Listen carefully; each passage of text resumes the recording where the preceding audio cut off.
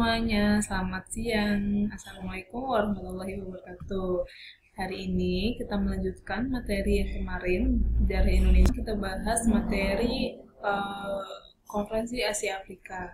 Apa sih Konferensi Asia Afrika? Kenapa dinamakan Asia dan Afrika? Apakah semua negara di Asia itu ikut dalam konferensi ini? Latar belakang konferensi ini itu apa? Dan diadakan tempatnya di mana? Seperti itu ya. Kita mulai ke materinya.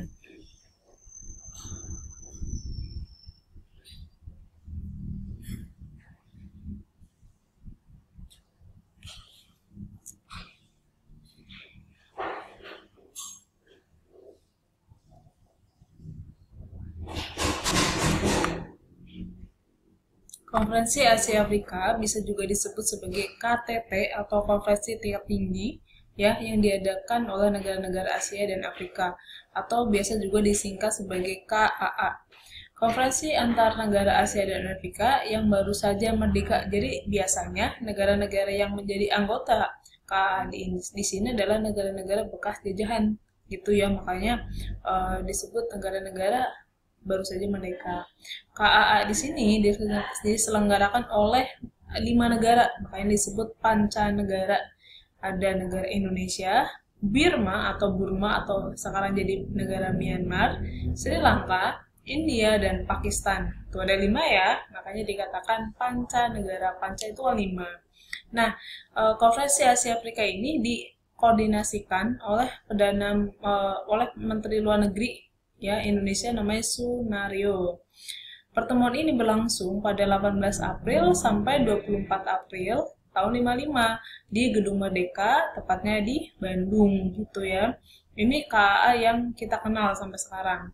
Tujuan dipromosikannya kerjasama ekonomi dan kebudayaan Asia dan Afrika melawan kolonialisme atau neokolonialisme dari negara-negara Barat, Amerika, dan Uni Soviet atau negara imperialis lainnya gitu ya.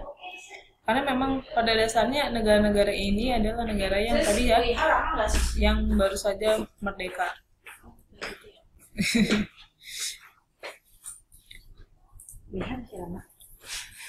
Gak tahu itu apa, sebentar ya, tinggalin aja itunya satu kok. Lanjut. Pelopor dari Konferensi Asia Afrika tadi disebutin di depan ya negeri-negerinya: Pakistan, Sri Lanka, Burma atau Myanmar, Indonesia, dan India.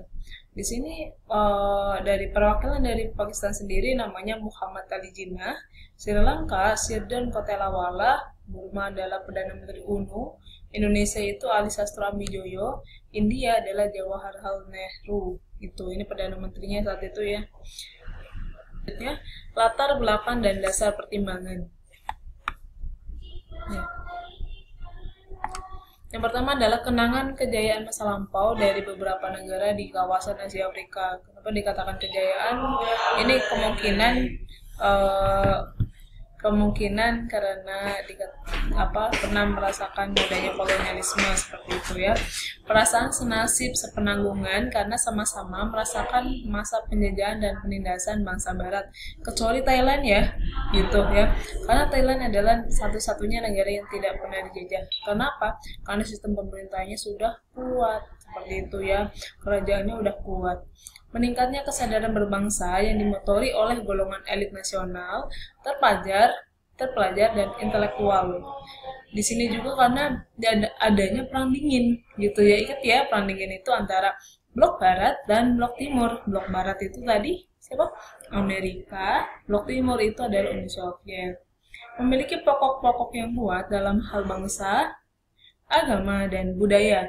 Secara geografis letaknya berdekatan dan saling melengkapi satu sama lain. Kalau kamu lihat globo ya, Asia dan Afrika itu berdekatan dibandingkan Asia dengan Eropa atau Asia dengan Amerika seperti itu.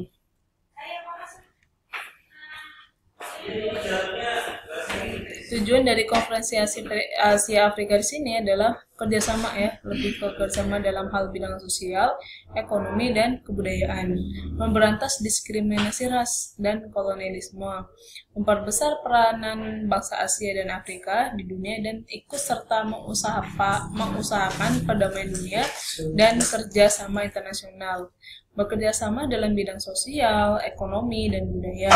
Yang kelima adalah membicarakan masalah-masalah khusus yang menyangkut kepentingan bersama seperti rasionalisme dan kolonialisme. Bidang pelaksanaan kerjasama konferensi Asia Afrika lebih ke bidang ekonomi, kebudayaan, HAM ya. Jadi terkait tentang hak menentukan nasib sendiri seperti itu ya. Masalah negara-negara yang belum merdeka, peningkatan kerjasama dunia. Sejarah singkat tentang konferensi Asia Afrika. Jadi kenapa awal mulanya seperti apa gitu ya, misalnya latar belakangnya. Di tahun 53, di pertengahan tahun ya, Perdana Menteri Ali Sastroamidjojo yang waktu itu di masa demokrasi liberal, kita udah belajar itu, ini era Ali yang pertama ya. Jadi kan pernah menjabat Perdana Menteri 2 kali. Ini yang pertama, Perdana Menteri Ali ya, di DPRS mengusulkan perlunya kerjasama antara negara-negara di Asia dan Afrika. Itu ada usulan dari Ali ya. Terus kemudian di tahun 54 sendiri konferensi berlangsung. Jadi adanya konferensi dari usulan Ali ini gitu ya. Realisasinya adalah diadakan konferensi, tapi bukan Asia Afrika namanya. Namanya adalah konferensi Kolombo. Kolombo bukan Kolombia ya. Ini Kolombo yang di Sri Lanka. Hadir di pertemuan ini ada Perdana Menteri India, Perdana Menteri Pakistan, Burma atau Birma yang sekarang itu jadi negara Myanmar ya, dan Indonesia.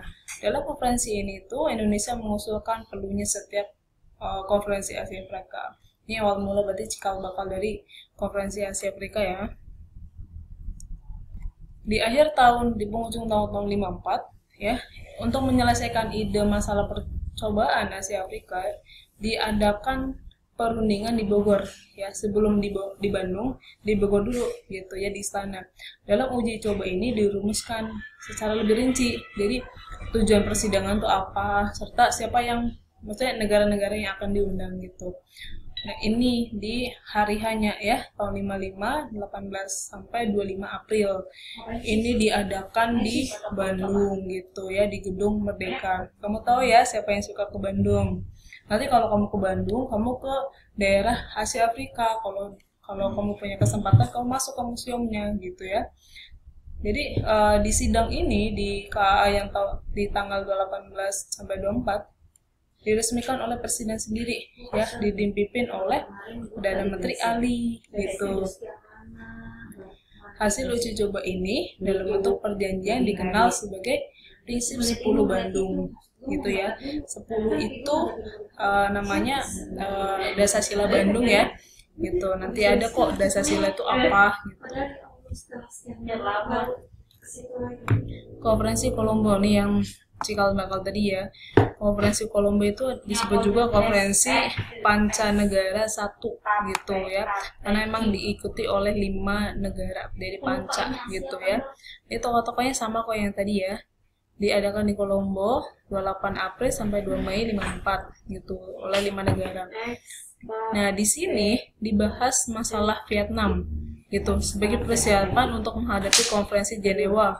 Di samping itu, konferensi Kolombo serta aklamasi memutuskan akan mengadakan konferensi Asia Afrika, dan pemerintah Indonesia ditunjuk sebagai penyelenggara. Kenapa ngomongin tentang Vietnam? Karena waktu itu ya Vietnam sedang terbelah jadi 2. Ingat ya, kayaknya kemarin kita sudah bahas tentang konflik Vietnam di mapel sejarah peminatan. Vietnam itu pernah terpecah jadi 2, ada Vietnam Utara, Vietnam Selatan gitu ya. Ada partai Buson namanya Viet Minh atau Viet Cong gitu ya. Kalau kamu lupa, kamu bisa cek lagi ya. Nah, setelah konferensi yang di Kolombo di Sri Lanka, diadakan lagi konferensi di Bogor. Konferensi Pancanegara 2 gitu ya. Ini menentukan siapa saja yang datang, negara-negara siapa yang datang, terus tujuannya gitu ya, tujuan setelah hari H tersebut. Konferensi Bogor ini disebut juga Konferensi Pancanegara II. Selain membahas tadi tujuannya apa, di sini juga upaya dukungan terhadap tuntutan Indonesia untuk mengembalikan Irian Barat.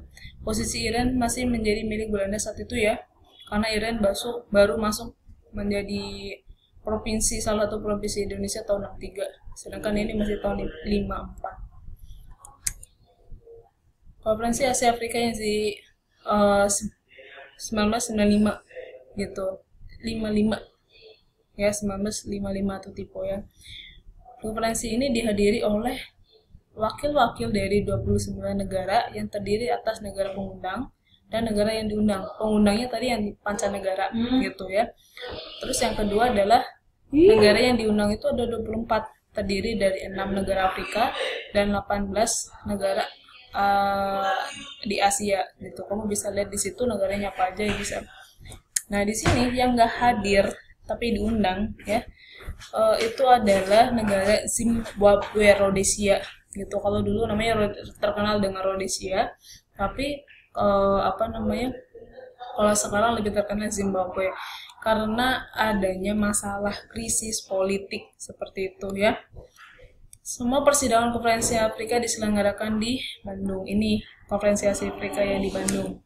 Masalah yang dibahas dalam konferensi tersebut, ya, konferensi tersebut antara lain, yang pertama adalah usaha meningkatkan kerjasama di bidang ekonomi, sosial, budaya, dan HAM. Hak untuk menentukan nasib sendiri, rasialisme, masalah Irian Barat, dan bagi negara-negara yang masih dijajah gitu. Keputusan diambil adalah memajukan sistem ekonomi, sosial, budayaan, menuntut kemerdekaan bagi Aljazair, Tunisia, dan Maroko, mendukung tuntutan Indonesia atas Irian Barat, yang tadi memang menjadi tujuannya ya, dan tuntutan Yaman atas Aden di sini ya, menentukan diskriminasi ras, kolonialisme dalam segala bentuk usaha perdamaian dunia. Ini hasil dari Konferensi Asia Afrika, namanya Dasar-Sila Bandung atau Prinsip 10 Bandung. Tadi ya yang di depan ya, kalau di bahasa Indonesia ini lebih terkenal dengan nama Dasar-Sila Bandung. Ada 10 ya, tuh ya, bisa dilihat. Konferensi Asia Afrika di 2005. Jadi, konferensi ini tuh kemudian berlanjut. Konferensi ini terus kemudian berlanjut ya. Jadi ada untuk memperingati 50 tahun sejak pertemuan bersejarah tersebut, jadi kemudian diadakan lagi seperti itu ya. Kemudian di 2015, ini yang baru 5 tahun kemarin ya, sekarang udah 2020. Nah, di sini ada 72 negara akan hadir di Konferensi Asia Afrika tahun 2015 karena memperingati 60 tahun seperti itu ya. Pengaruh Konferensi Asia Afrika. Ini pengaruhnya adalah membina solidaritas gitu ya, kawasan negara-negara yang pernah dijajah gitu ya. Terus ada penjelmaan kebangkitan kembali masa-masa Asia di Afrika ya, pendorong bagi perjuangan kemerdekaan gitu ya. Tuh, karena emang sifatnya tuh netral gitu ya. Konferensi ini sifatnya netral.